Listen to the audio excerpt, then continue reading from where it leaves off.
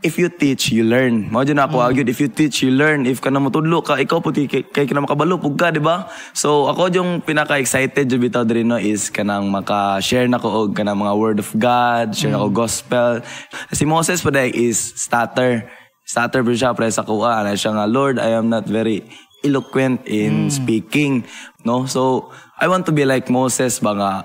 I want to be used by God mo no nga kanang i-share ang word kanang spread the good news iyang kaayo iyang love spread iyang love mo jud ang pinaka-excited jud sa tanan no and bala na jud bitaw ganang dili ko ka litok dili ko ka istorya but if si Moses gina iyang gitabangan unsa na lang ka ako no na I am a child of God no so ito marag na excited ko Lord, kanang help po ko, Lord, sa akong pag-istorya, Lord, para ma-share po na ko ni Lord. Lord, kanang i-teach po ko, Lord, sa akong istorya ni Lord.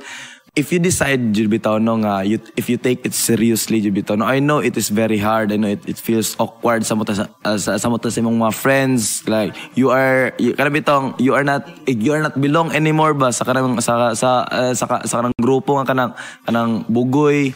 I was one of them and marami tao example kanang anak kanang circle and isa sa bitaw ko no nga I decided nga what if kanang mo step ko sa ani nga circle, what if mo step ko unsa gid ni kanang balik nilang survey nilang pastora and mo to nga nakuan jud ako na grabe si Lord, so amazing. And I just want to tell you nga bisag unsa man how great your sin is, God's love is greater. Balagon sa kadako imong sala, but ang love ni Lord no is greater than that.